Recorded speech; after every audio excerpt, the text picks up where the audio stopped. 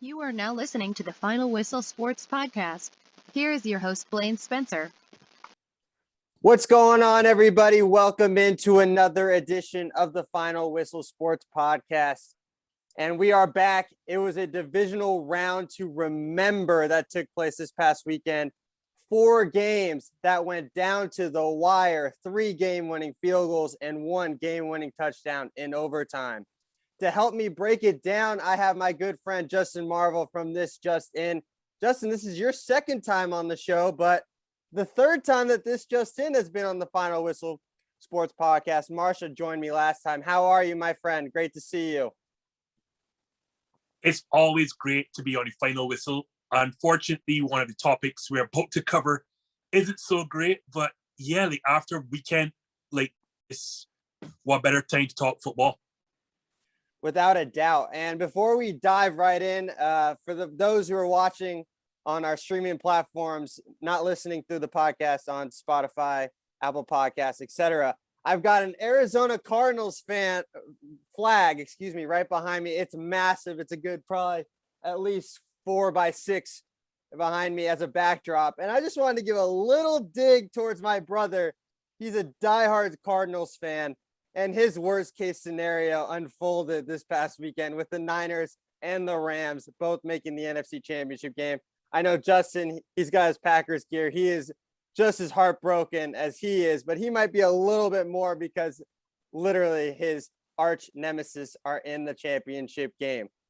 But without further ado, let's dive into the first topic, which is, was this the greatest weekend of football ever? As we mentioned, to jump right in, 4 games, 3 of the first 3 game-winning field goals, Bengals at the buzzer over the Tennessee Titans. Then we had in the nightcap, the San Francisco 49ers somehow pulling an egg out of the hat with 10 points in the final 4 minutes to win on a game-winning field goal. On Sunday, it jumped right in. Tampa Bay comes back from 27-3, and then Matthew Stafford finally proves that he may not be just a Detroit Lion with a game-winning pass that led to a game-winning field goal at the end of regulation. And then arguably one of the greatest games potentially ever in postseason history took place as the nightcap. Buffalo versus Kansas City, 25 points in the final 2 minutes. Absolutely absurd football taking place. And then Kansas City got the ball in overtime, and Josh Allen never even got a chance. Patrick Mahomes dealt the final blow with a win in overtime to Travis Kelce. Justin, talk to me. It was so much football, so rapid. So much information we were trying to process. Hands down, was this the best weekend of football ever? I tried my best not to be a prisoner of the moment, and I have seen a ton of football, like I really have. But it's hard to argue that this was not the greatest weekend of football ever, especially the playoff ways. Like, I don't know how to top what you just said, but all 4 games, their regulation ends with a field goal. All 4. 3 of the 4, you have the road team ending it on a walk-off. The 4th, we see 25 points in the last 2 minutes. Kansas City has to drive at least most of the field with 13 seconds left on the clock, tie it, and then win it on the very next possession of overtime. There is no way we have seen a weekend of playoff football better than that. And let's just quickly dive into each of the 4. Let's run through them quickly. Derrick Henry returns only to watch Joe Burrow. I think that this is his coming out party. To watch Joe Burrow get knocked down on the field 9 times, still get up, lead his team down to the game-winning field goal by a rookie kicker all the same. And this is on his first playoff road game. The very, very next game, you get the rivalry that we all wanted, San Francisco and Green Bay. And let me tell you, whatever the announcers told you, it was 10 times colder in Green Bay. I can tell it was that cold. And you get a situation like we got the rivalry we wanted. It went right down to the wire. As you said, 10 points in the last 4 minutes, game-winning field goal, and 79,000 people left there quiet. And I was one of the 79. So I can tell you that the very next day, when we had all of our doubts about Matt Stafford, Rams go up big. The greatest player of all time in NFL history marches them right back, ties the game, and we're about to tell ourselves, here comes Matt Stafford all over again. Nope. 2 big passes, Cooper Kupp, they win that game on the last second field goal. And then we're going to dive into this just shortly. I do not know. Blaine, I'm telling you, I've seen Manning, Brady. I have seen Elway, Favre. I have seen some historic playoff matchups. I cannot tell you. With 2 quarterbacks combining for 8 touchdowns, no interceptions, of both leading their teams in rushing yards, I don't think we saw a better playoff game than that, what we saw on Sunday. I couldn't agree more, Justin. It was absolutely hard to describe at moments, too. Because you thought, especially in the Green Bay game, you thought Green Bay goes down the field quick. You're like, oh boy, the Niners are in trouble. And then it tightens up the whole rest of the way. Then even in the Buccaneers game, Rams tried to lose that game any way possible. They tried their best. They tried their best to somehow lose that game and give Tom Brady the opportunity. And Tom Brady at halftime was like, guys, I've been in way worse of a situation. I was down 28-3 in the Super Bowl, and we won that one. This is nothing. And then again, Allen, Mahomes, absolutely ridiculous. I still am trying to process what Sean McDermott and Leslie Frazier, how they were able to get on the plane afterwards, after the 13 seconds, after being defensive-minded coaches. We'll dive into that a little bit more as well. But let's jump into that topic. Allen, Mahomes. Justin, you've kind of piggybacked it on it with seeing multiple Manning, Brady, as well as others. Is this the next rivalry in the football or even just in the AFC? It's not the next one because it's already here. This is generation no. This is no longer generation next. Next would be like Joe Burrow and Justin Herbert. This is right now. These guys have met in the playoffs twice already.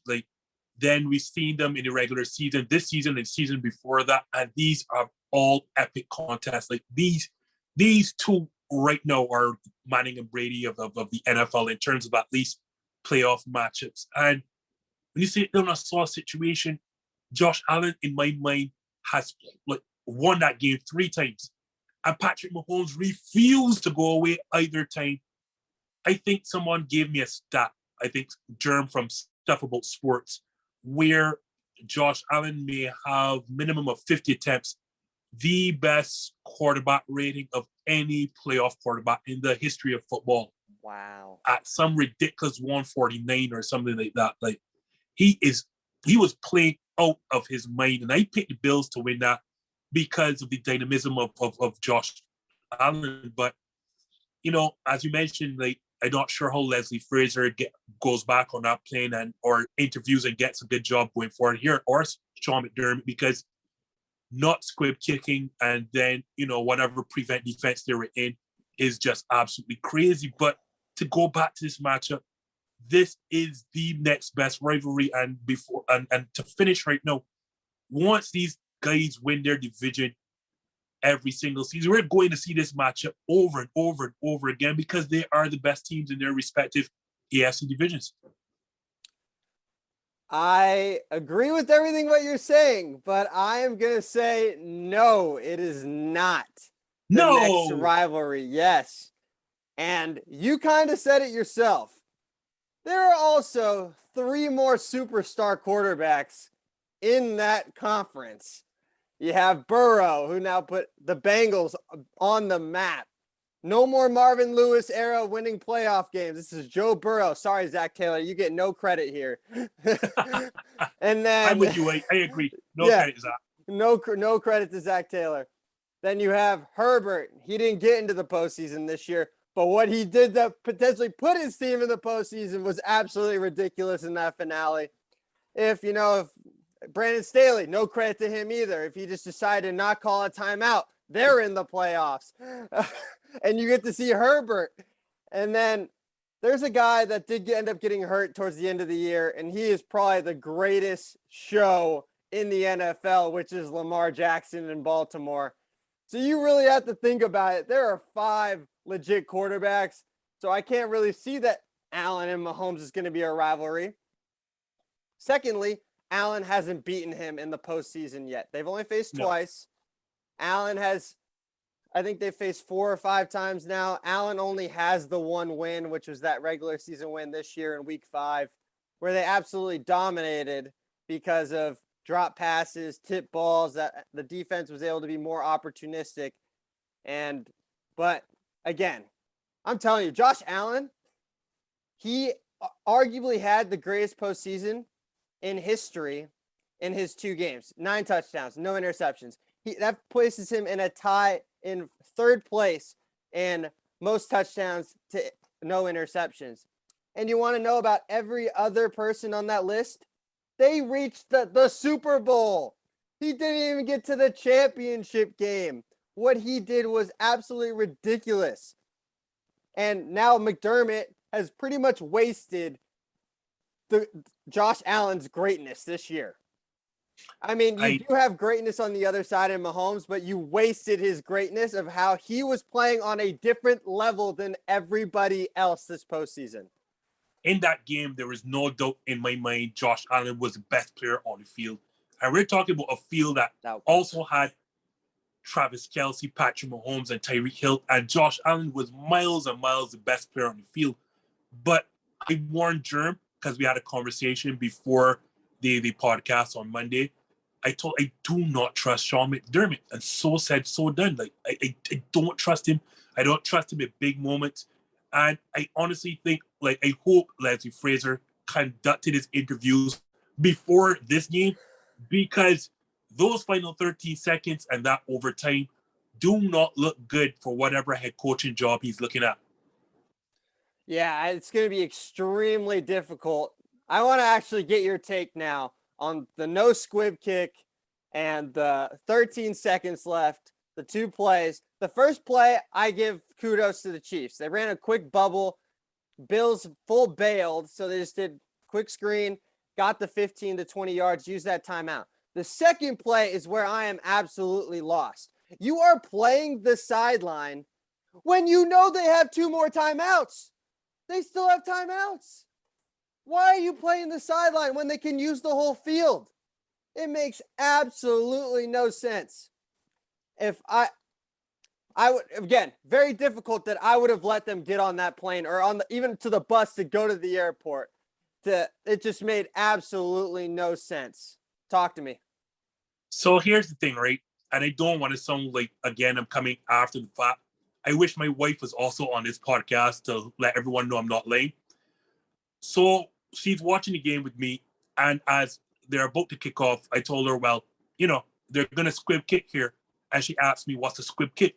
So I explained it to her, and I tell her, well, this is to ensure that some measure of time is going to come off the clock, and they don't have a free out to get to the 25-yard line without any hassles or, possibly fumbling the football.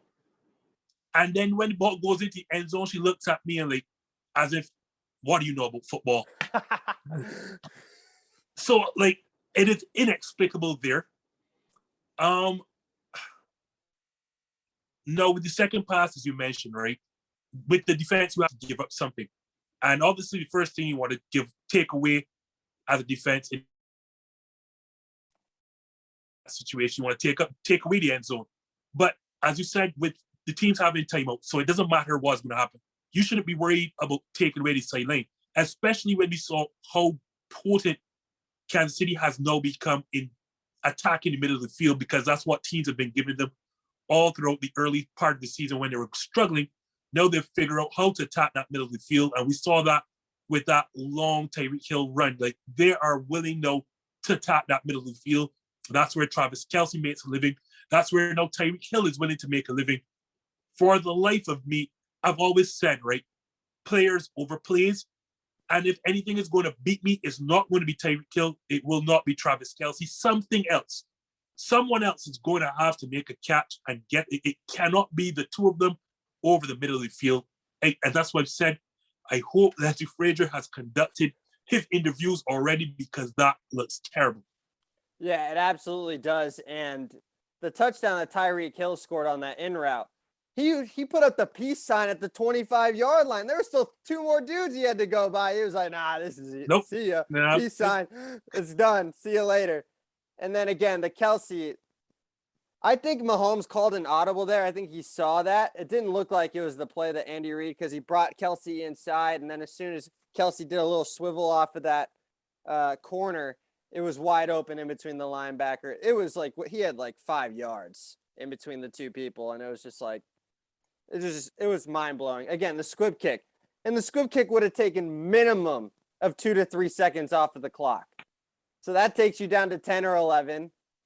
They're probably further backed up unless they return it.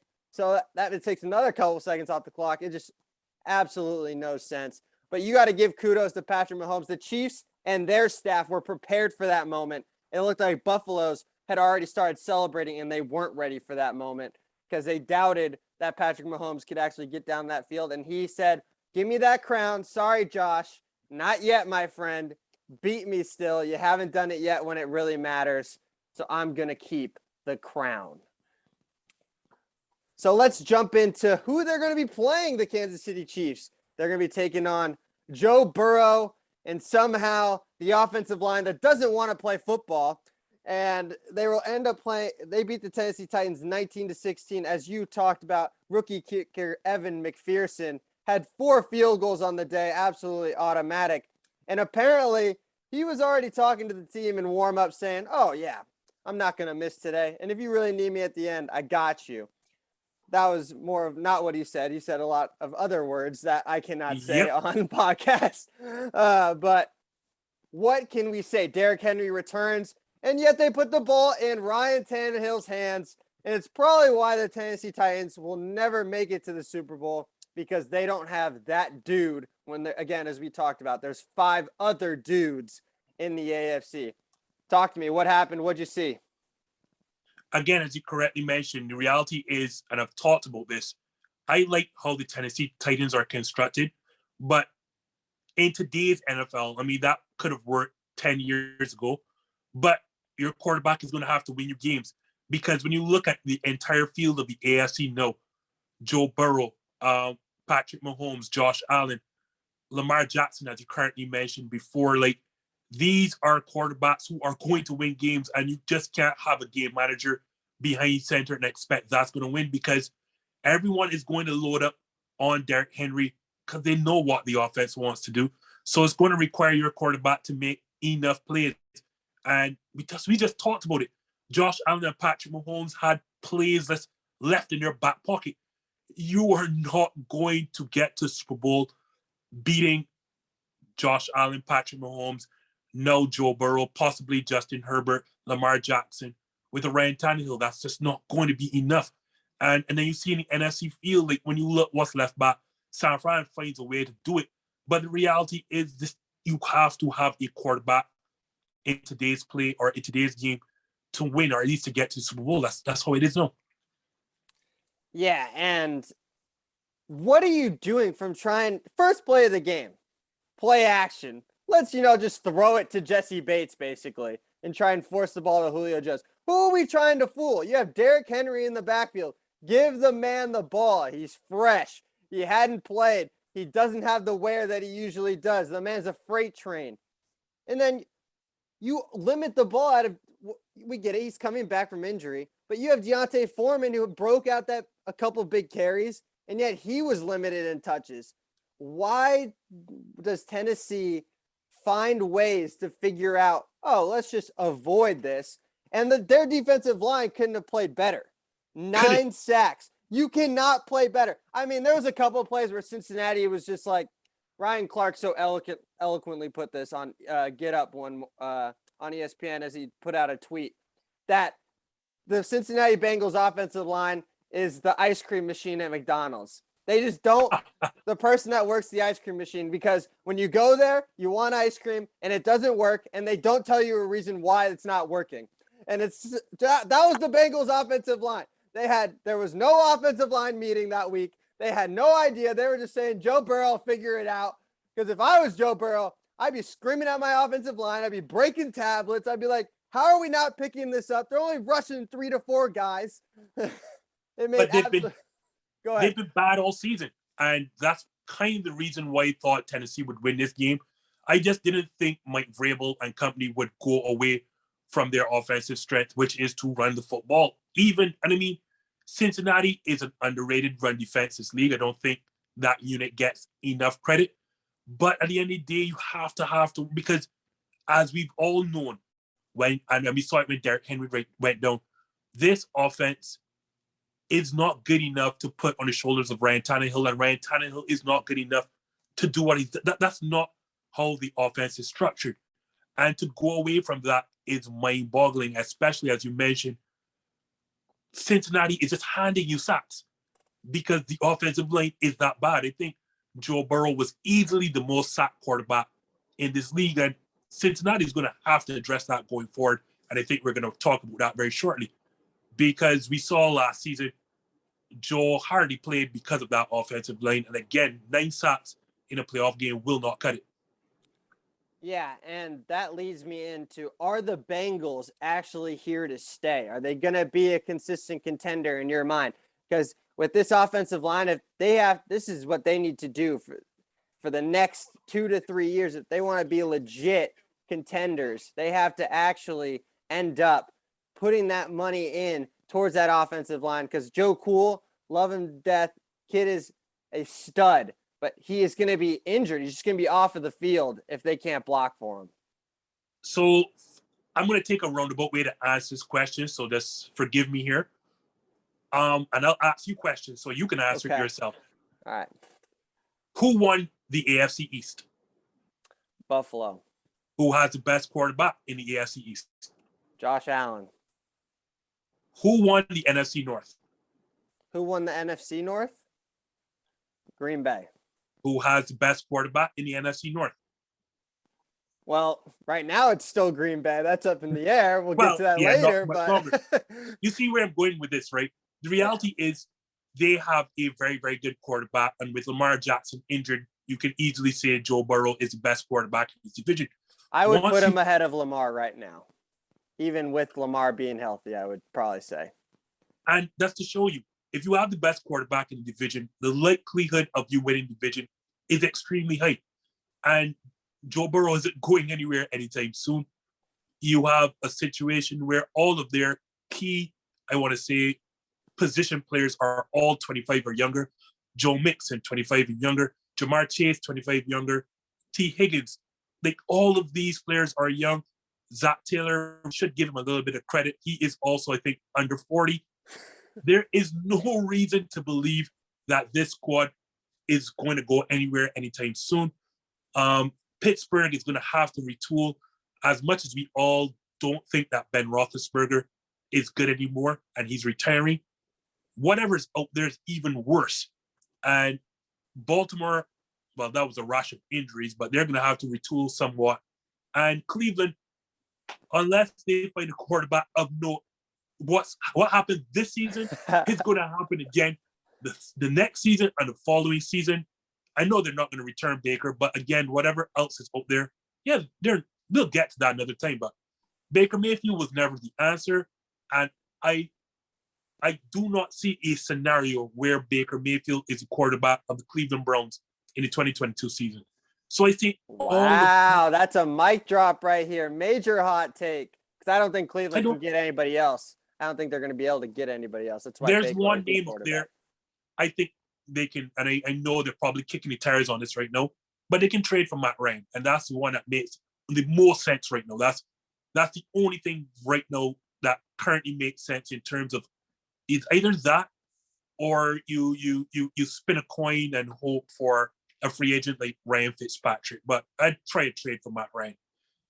But so there is upheaval in the AFC North, and the one team that has all of its pieces or all of the answers right now is the Cincinnati Bengals, and they're all young.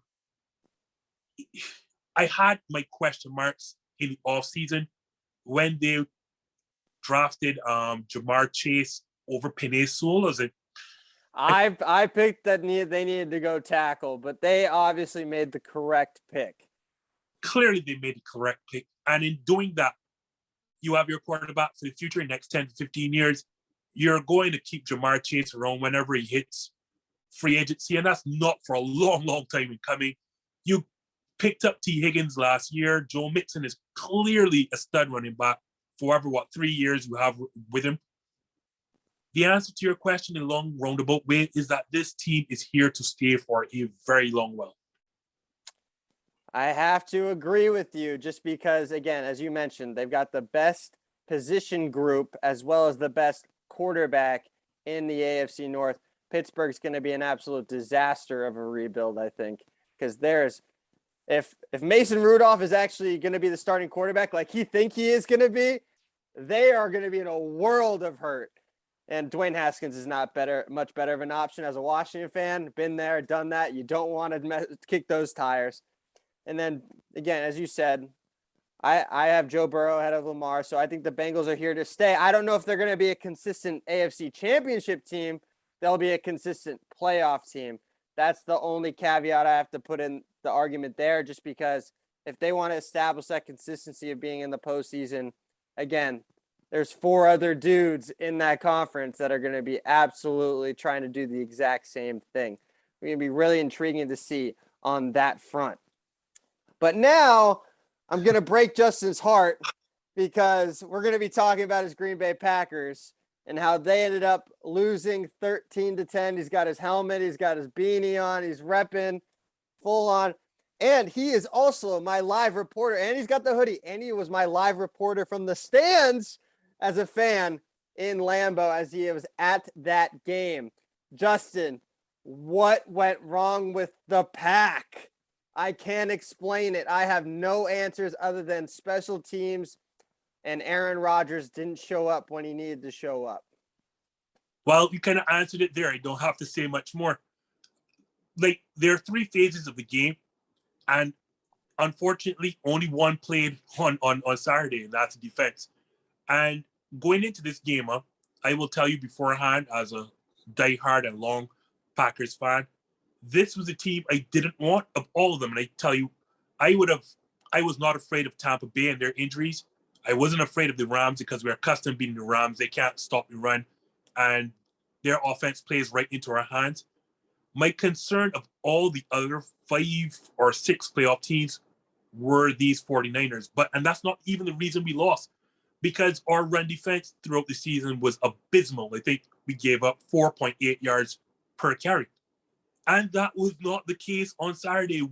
If there was one strength of our defense or the strength of the entire team, it was our run defense that day. We completely shut down their offense, took them, and I think they had single-digit yards by the half. Like, we were absolutely dominant. But the other 2 phases didn't come to play. And I know the entire world is dunking on Aaron Rodgers, and rightfully so. When you make this season about yourself and then your offense only scores 10 points, that's on you. But I think that's a bit of hubris for Packer fans to say, because at the end of the day, you have to give San Fran's defense a lot of credit. And I think the DeMeco Ryans should be looking at a job sometime in the future, a head coaching job. And Nick Bosa is a complete animal. He was living in our backfield. And everyone knows David Bakhtiari didn't play in that game. Alton Jenkins was lost for the season midway through. So our offensive line wasn't good enough to take care of that. This is not to give Rodgers a pass, by the way, though. He is still the likely MVP, 2-time MVP here. He should have done a lot more. But it was special teams. It was, and there are 2. I'm sorry to go on a rant, but I'll finish quickly. Hey, rant, man, rant. I was waiting for this. This is why I brought you on. I knew you were ready to let your heart and soul out today. So it's awful. So everyone knows the 2 biggest plays, and those 2 big plays are what decide this game. The field goal block to end the first half, that takes 3 points off the board, and the punt block that gives them their only touchdown, that's 7 points. That's a 10-point swing in a game we lost by 3 points. You flip that the other direction, and these are routine plays. These are You're supposed to score easy field goals, and you're supposed to be able to punt the ball out of your end zone. These two routine plays, the score is 13-6 to Green Bay and not 13-10 to San Francisco 49ers. But here's what you didn't realize, Blaine. All 13 of San Fran's points, you can point to a special teams blunder on all of them. Yep. All of them. I was gonna say the Deebo Samuel kick return at the start of the second half led to their field goal. So the kick return coverage, which has been a problem all season long, showed its ugly head once again, gets to midfield, only points while they finally scored their first points because of that. And then what a lot of people didn't realize, the game-winning field goal, there are only 10 Packers on the field. Only 10. And it makes it sound like they were missing a player short. And again, this is something that's happened, and I don't want to say throughout the season, but this is not the only time that happened this season. Those are 4 special team blunders I can point to on all 13 of San Fran's points. So yes, Rodgers didn't play well, but it's the special teams are to blame. Yep, that was going to be the only thing that I was really going to point to was special teams. And the only other thing that I could point towards Aaron Rodgers was, he came out and said to the Chicago Bears that, I own you. I still own you. But for some reason, San Francisco 49ers own Aaron Rodgers 0-4 when it really matters against the San Francisco 49ers, and Aaron Rodgers hasn't shown up really in any of those 4 matchups. And what makes it worse is that that's his childhood team that he wanted to be drafted by in the 2005 draft, number 1 overall. And when he was asked draft night, how bad do you feel about the San Francisco 49ers not drafting you? His direct response, and you can go on YouTube it, his response was not as bad as they're going to feel. And they don't feel a thing because they keep beating them. Well, and then the other thing is, the one thing about San Francisco is why I don't see them as a bad matchup. I see them as a really good team and that everyone is afraid of, because they are the one team that regardless of the score, you know exactly what they are going to do. They do not shy away. They make sure Jimmy G does not lose them the game, because he's tried to lose them the game now in 2 straight postseason games this year, in the Dallas and in the Green Bay game with the interceptions. He has been trying to give them the ball. And what do they do on 3rd and 7 instead of trying to throw for it and win the game there? They say, I'm going to give the ball to Deebo and see if we can get 7 yards, and then we'll win it that way. We are not letting Jimmy G try and turn the ball over to give Aaron Rodgers one more crack at it. But, Justin, I need to ask you this quick question before we move on to the Rams-Bucks. Is Aaron Rodgers' legacy now a regular season quarterback, and he's a postseason failure? I think I won't say that myself as a Packers fan. It will be harsh to say, but for anyone outside the organization, for them to say that, I think it would be fair, because we haven't won the Super Bowl since the 2010-2011 season. And since then, it is not like the Packers are not a perennial playoff contender, but we've been to 4 NFC title games since. We've not been back to the Super Bowl. And Aaron Rodgers, quite frankly, since then, I can only think of 2 memorable playoff performances since. And that's over 10 years now. So I think it's fair to say a guy that has 4 MVPs, or likely is about to get his 4th MVP, and has all these ridiculous regular season stats, including the stat that I don't even expect Patrick Mahomes to pass, which is the highest touchdown to interception ratio. At one point he did pass it, but then fell behind. Yeah, I think it's going to be safe to say that this guy is arguably the greatest regular season quarterback and just an average playoff quarterback, considering since the one Super Bowl run, he's not done much of anything since. Yeah, and he, in my opinion, he is the greatest talent that I have ever witnessed with my 2 eyes at the quarterback position, which it's really hard that he has not been able to get back since the winning that Super Bowl. But Justin, real quick, does it hurt more being at the game, or does it hurt more watching it on TV? Because I know you probably couldn't feel your body anyway while you were there in Lambeau, so it probably didn't hurt as much. More Oh, like you're you were kidding. just trying to freeze. It's kidding. Like, it hurts more being at the game because you're more invested. And oh my gosh, so I'm not sure what it looked like on TV, but like every second and third down on defense, they're showing on a jumbotron or the scoreboard, they're showing Matt LaFleur hyping up the crowd to get loud. And stupid me, every time he does it, I'm getting loud and loud and loud. There are these two girls to my right during the game, right? And there was one point it got so loud that my wife told me I scared these two girls. It was they're in the red zone on offense, and they had a 4th and 1, and the whole world knows they're coming to run the football. Yeah, and you again, guys stuffed him. Matt LaFleur is there, telling the crowd to get loud, and I think reached like 115 decibels because they show it on the screen. I feel like it was a major part of that. I got even louder when they stuffed him. Like, I went crazy. Like, I've never hugged and high-fived so many people in the cold in my entire life. I say all of that to say you are more emotionally invested at the game, and it hurts worse because it was so damn cold. I couldn't even. My plan, Blaine, was to take out my phone and take actual video to put on the show. It was too damn cold for that. Every time I tried to take my hands off the gloves. Or even if you'd probably try to take your phone out, the battery would have froze like as soon as within minutes. I legit, like, I thought about drinking hot chocolate, and I figured this is gonna freeze, so just drink it inside. It doesn't matter. Oh my gosh, that's amazing. Sorry for your Packers, but amazing that you were there at the game and be able to bring in the glory that is Lambeau Field. And that was. I will tell you, at least I saw the last game of Aaron Rodgers' career in Green Bay. I will say that. See, you haven't been listening to my show then, because I said on the last podcast he's not going to leave because there's nowhere else where he's going to go. We'll talk about that more or less when we talk about the Rodgers-Brady stuff. But let's talk about what happened to Brady.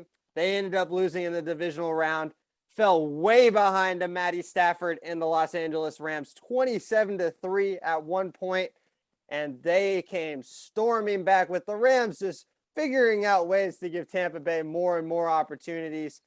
And it was tied up with roughly 20 to 30 seconds left. It might have been a little bit more. I can't remember off the top of my head. But then Matthew Stafford, with a man in his face, throws a dime to Cooper Kupp. I still have not figured out what Todd Bowles was doing on defense there, sending the house and leaving Antoine Winfield one-on-one, who didn't even realize that Cooper Kupp was running past him. Perfect pass, though, by Matty Stafford. He silenced the critics, I believe, in my opinion. But, Justin, did he prove does he still have more to prove? For me, he never had anything to prove because, again, I've seen him in the NFC North. I know how good Matt Stafford is. And I've said it on my show. When LA Rams picked him up, I said the world will now see how good Matt Stafford is. What people don't know, the last 2 years of Mike McCarthy's tenure in Green Bay, Detroit swept us both years. Matt Stafford is that good. It is just that Detroit is that bad of an organization. Like, arguably, before this situation in Houston, you can arguably say Detroit is easily the worst organization in all of football. So, for me, I always knew once he got to LA that he's going to win playoff games. And I mean, the moment he gets away from Detroit, he wins his first 2 playoff games. That should say something. The only thing is I don't expect him to win the 3rd this year, but we'll get into that later. For me, he has nothing to prove anymore. Like, his 2 playoff games, for all the interceptions that he was throwing during the regular season, he has none in 2 playoff starts. And when most quarterbacks would have blinked, when Tom Brady came all the way back and tied the game, I mean, we're talking about the greatest player of all time, Matt Stafford didn't blink once. Because you talk about the bomb to Cooper Kupp, but he completed another one right before that. Like, these are 2 big passes. This game should not have even been close, and it's not Matt Stafford's fault that Tampa Bay got in because they had 4 fumbles nothing to do with Matt Stafford. This game should have been a rout. And they picked this game to be a rout simply because, again, matchups. What Tampa Bay does well on defense, they stop the run. They have a tremendous front seven. The problem is Correct. LA doesn't want to run the football. LA wants to go split three wide and throw it all over the park. What's Tampa Bay's weakness on defense? That back four. On top of that, as great as their front seven is, they are not good in pass rushing. They like to stop the run, but they don't get penetration to get after the quarterback. So you ask what Todd Bowles is doing. Todd Bowles knew to get pressure, he had to send the house. And apparently in the post-game press conference, it was supposed to be a zero blitz. And not everyone that was supposed to blitz actually blitzed. Yeah, so Carlton Davis bailed out at the last second, they were saying. He wasn't supposed to bail out. He was supposed to come because they know how weak their secondary is. It can't hold up. So to stop the pass, they have to send the house against Matt Stafford. And unfortunately, it didn't work out. And hence why he knew they were never going to beat the Rams. That's how it goes. But for me, that's seen Matt Stafford all of his entire career in the NFC North. I knew how good he was, and the playoffs were just going to prove how good he is. Correct. I agree. I don't think he has more to prove. I think the Rams as a collective have more to prove because they have no future after this year and next year. They will not be able to afford any of these pieces any longer. They got Odell on the minimum, so he'll probably be gone next season. Robert Woods will be back. You have Cooper Kupp. You have Stafford pretty much for roughly one more year. Then you have to start paying Donald. What are you going to do with Ramsey? What are you going to do with Von Miller? There's all these pieces.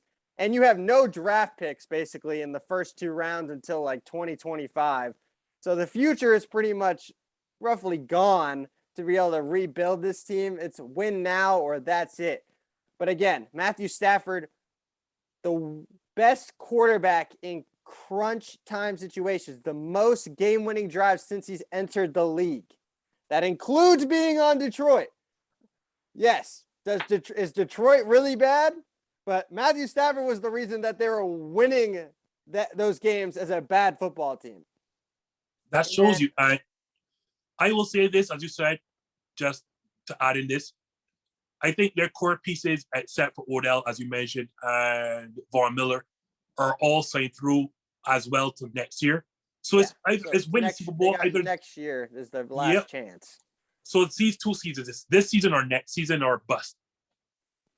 It will be hard to keep Sean McVay if they don't get it done, either this year or next year. It won't be because they say he's a boy wonder or anything like that, a genius or anything. It's because you wanted Matthew Stafford. You threw away a quarterback that already got you to the Super Bowl in Jared Goff. Yes, Matthew Stafford is an upgrade without question. But now you have to potentially pay the price because you guys are all in with those poker chips. And if you don't get there, there's going to be a world of hurt coming down at SoFi for those LA Rams. So really going to be hard to say. Tom Brady is now out. Aaron Rodgers is now out. The two people that are going to, arguably, it's going to be one or the other that wins the MVP this year. You could pretty much give it to either of them. That's how spectacular they were. I would give it to Rodgers. You said you would give it to Rodgers as well. A little slight edge over Brady. What are they going to do? Because now there's all this up in the air. Brady said this past week that he has no idea what he's going to do, even though he said his goal was to play through 45. Aaron, the whole turmoil in Green Bay in the offseason, he said it's gotten a lot better. As he mentioned yesterday on the Pat McAfee show, he doesn't know. What are you going to do? What do you think Tom Brady and Aaron Rodgers are going to do? Are they done? Are they going to hang it up? Are they coming back? Are they leaving their organization? What? There's so many different possibilities. So let's start with the greatest of all time first, Tom. I think he's done. Really? And why is that? Two reasons. One, there have been reports from within the organization where they say that the feeling from them is that he's not coming back to the organization. And if he's not coming back to Tampa Bay, where else could he possibly go to feel that comfort level? Like, he brought in Gronk. He has a rapport now with, Mike Evans and Chris Godwin. He has all the veteran leaders on that team, believing in him and whatever not. If he's not coming back to Tampa, I don't see him going anywhere else. I don't see him island hopping per se. So if the organization has a feeling that he's not returning, then I think it's done. And the second thing, every time that Tom continues to play, we keep asking him, is he done? We get a definitive answer. He keeps saying, no, I'm playing. I still have the will to win.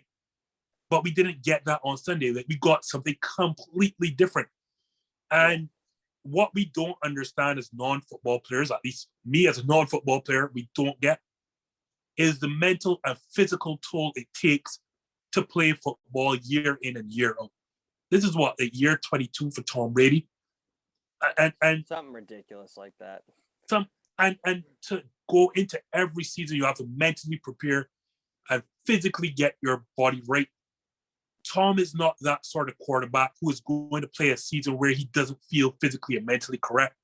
And I don't get the feeling that his mind is there. It takes a toll, and I don't know if 44-year-old Tom Brady is ready to go to 45 and deal with both the mental and the physical toll that it takes to play quarterback. So for that guy, I think he retires. I think it's done. For Tom, I think he's going to give one last shot at it. I think he's going to say, this is it. I said I would go till 45. Godwin's coming back. Evans is coming back. You'll probably get Fournette to come back because the offense will have a little bit of something to prove. The issue is that you're going to lose a decent amount of that defense. You'll probably have David and Devin White still, but probably lose some of it. And Vita Vea. You'll probably lose some of that D-line. I probably think JPP will leave. Maybe I think Shaq Barrett, he's gotten paid, I believe. So he's going to be able to stay. But that secondary is going to need a full rebuild back there other than Winfield. So I think he'll give it one last chance. But, we all know it's not his decision. It's going to be Gisele's decision whether or not he's going to be coming back. Because, as we all know, Gisele's the one that's making the money in the family. Tom's making chump change at this point in comparison. So, but there is the caveat that, yes, his kids are a little bit older. They're starting to really want to hang out with him a little bit more, spend more time as a family. So I think this is going to be his final push at it. This is the last year on his deal anyway. He won't renew. I think a big thing will be if Gronk, because Gronk came out today, said if he had to make a decision right now, he would retire. So if Tom can convince Gronk, hey man, we're going to do it one last time. Whatever happens, happens. They're going to make the playoffs because the NFC South is a joke now. Sorry, Sean Payton. Appreciate you, whatever you guys done in New Orleans with taking a step away. But now it's pretty much become a layup that he's going to win their division. So they don't have to push that hard in the regular season and give one last final push towards a championship. So I think he'll give it one last crack. But then on the other flip side, we have Aaron Rodgers. We have no clue what he's going to do. In my opinion, I have him staying in Green Bay, but I want to hear from the Green Bay man himself. What is he going to do? So we can cross out retirement. I think Aaron is purposely talking about retirement to dissuade certain teams from approaching Green Bay about him. So it's basically if I haven't spoken about your team or I haven't spoken to your team's executives, please don't come to Green Bay because I will retire if I'm traded here. I think that's what he's trying to do in that scenario. He's pushing teams away. So I don't see him retiring. And quite frankly, with the 20, 25, 30 odd free agents we now have, and the salary cap situation is what it is. 44 over the cap that includes Aaron Rodgers, and you guys haven't even made a move with Devontae yet. Right. With Devontae, is a situation that's the easiest. They can just franchise tag him if they think they want to run it back one more year. Fair. So that's going to be simple. But And Aaron Rodgers' contract would need reworking if he come back. And I think that's not hard to do because his salary cap figure is really what's ballooning all this. But here's the thing, Blaine. I said it before the season started. You don't do all of this stuff then to say I'm going to stay. You've gotten everything your way. The season has been has all been about you. We fell short again. You don't put up pictures of the last dance. You, Devontae, Zadarius Smith, Preston Smith. If you don't think you're going to leave definitely, then, the things you've said and then the reports are coming out. Like, I've learned in this business, most of what you hear is true. It just depends on the degree of the truth to it. Yes. And we've heard all along the two destinations, San Francisco and Denver.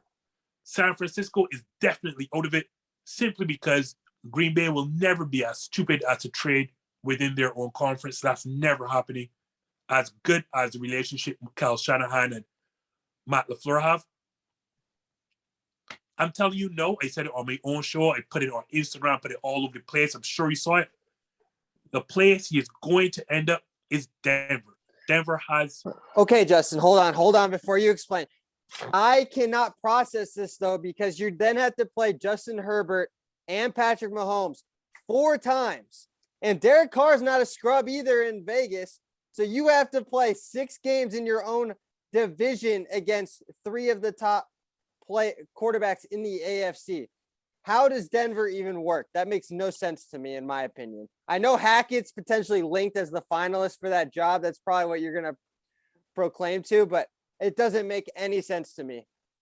First, we have to understand Aaron Rodgers is a different human being. And quarterback competition will not scare him. That's definitely, in his mind, that's not going to scare him. Look at all the things that have happened in Denver that tells me that they know Aaron Rodgers is coming. The very first thing, in that last draft, they had a chance to draft both Justin Fields and Matt Jones. And Denver never kicked the rocks on either quarterback. Like, no one could ever think that Drew Lock is the future of any franchise. They know that. No, man, it's Teddy Two Gloves all day, every day. Come on. They know that's not the case either because I read a stat somewhere. I think Denver had a top 3 or top 5 scoring defense. And it is the first time a defense ranked that high has missed the playoffs. So they know that Teddy Two Gloves and Drew Lock are not the answer. They had a chance to draft a young quarterback. They refused. That's one. You mentioned it.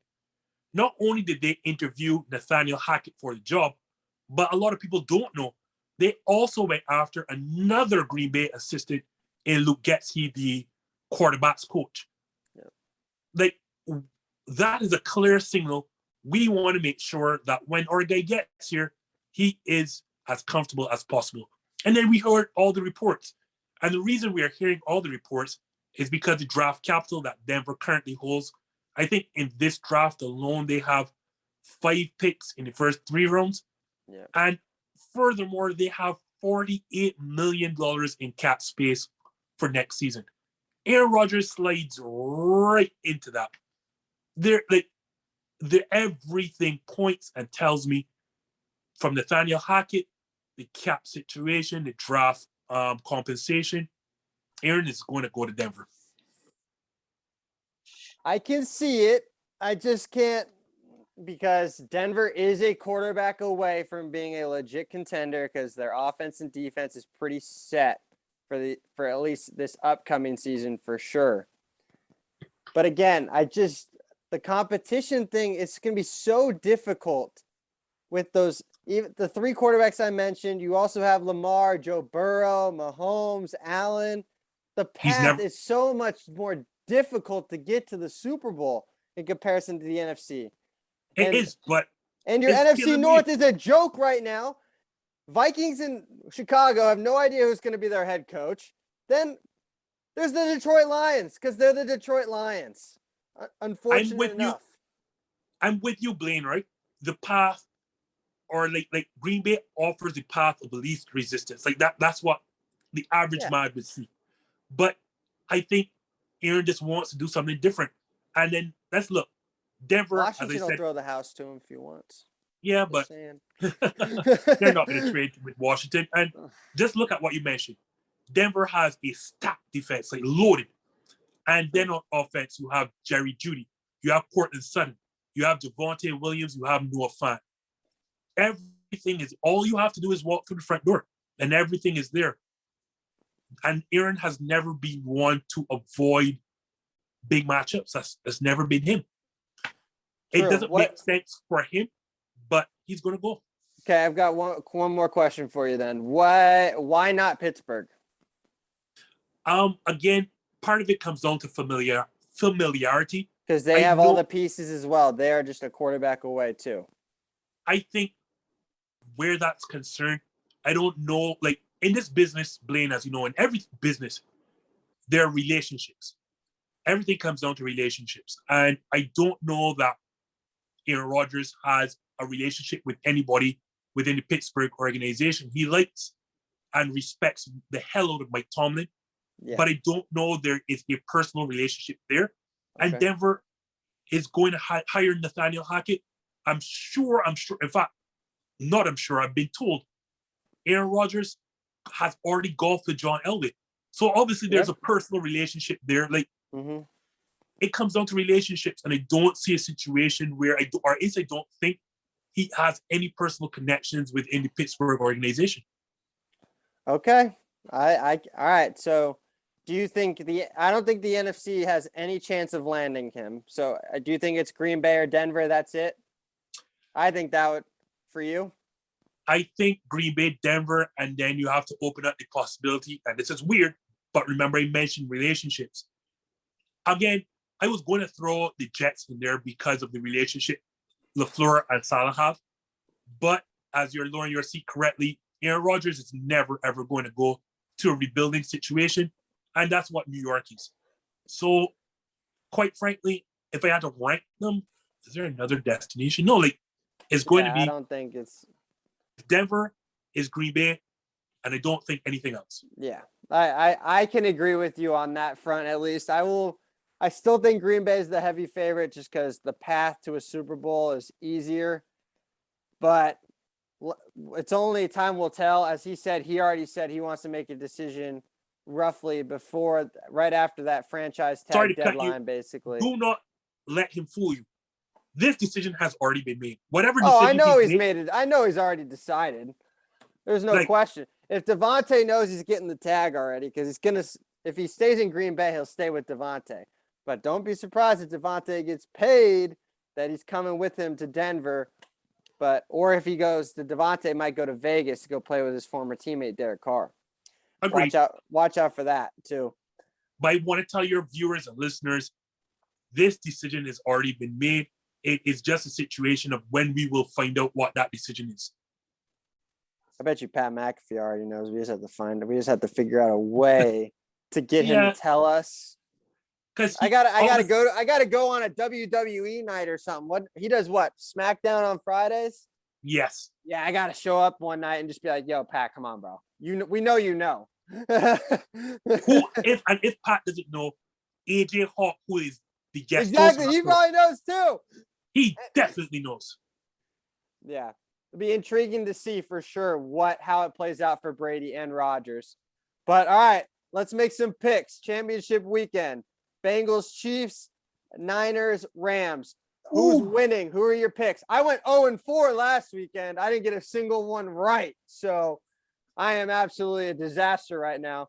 So in my survival league, I picked one team that I didn't think was going to win. I picked the team that I was going to win this weekend. But who do you have?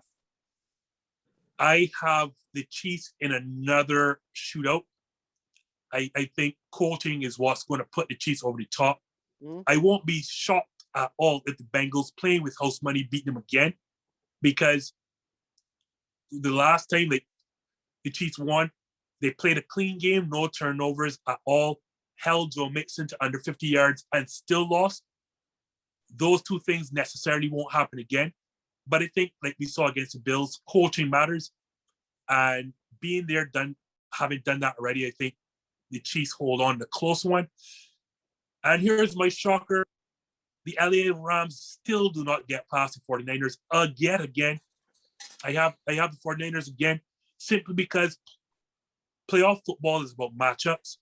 The Rams are great at rushing the passer. They are absolutely atrocious against stopping the run against teams who are committed to running football.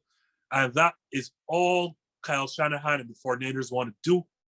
The caveat I did not want to forget, and I almost did. No matter how hard the NFL and SoFi try, SoFi Stadium will feel like a 49ers home game because there's no such thing as an LA Ram fan. 3/4 of that stadium, and I'm sure you, Blaine, will be filled with 49er fans. It'll be 50-50 split minimum. No. You think it's going to be higher?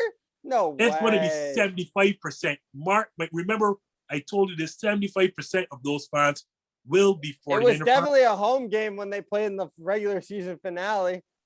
I feel so bad for the LA teams. The Chargers and the Rams, they play 17 road games. But I don't blame them. No one told you to go to a saturated market like LA and expect to get home fans. Like, you know, it goes. It's the Lakers. And the place where the stadium is set up, it is set up for failure. There is nothing around the stadium other than the stadium. You have to go so far out of your way. That's what I'm saying. Like, LA people, and this is not a case where, like, here in Wisconsin, where, yeah, you may have to go out of your way to go to Green Bay, but there's nothing else in Wisconsin to do. There's so much in LA. You could go watch a Lakers game. You could go shopping. You could go Hollywood. You could do anything but go to a Rams game. It is going to be bang, 49er gang, and 75% of those are going to be wearing the maroon and gold. I am so scared that I am absolutely agreeing with you on both of my picks. I have, but yes. So I have the Kansas City Chiefs winning. I think this is a little bit of the revenge tour, the regular season revenge tour. Buffalo got the better of them, and Cincinnati also got the better of them. Because you got to remember, Kansas City had a double-digit lead at halftime, 28-17 at the break. So and then they ended up, Cincinnati rolled in that second half. But it's a different animal playing at Arrowhead than it is playing at the Jungle in Cincinnati, as Kansas City was on the road in that matchup. I think Patrick Mahomes and Joe Burrow are going to put on a show, but I think the offensive line issues is going to finally kind of show up. Watch out for Melvin Ingram. He had a major impact in the Buffalo game. Watch for him to be a huge impact. He's been a major acquisition as Pittsburgh was basically trying to get rid of him for that 6th-round pick. And then, again, I think San Francisco, it's so hard to beat a team twice. They're going to have to beat LA for a 3rd time, but I think they get it done. You know, Jimmy G will not touch the football.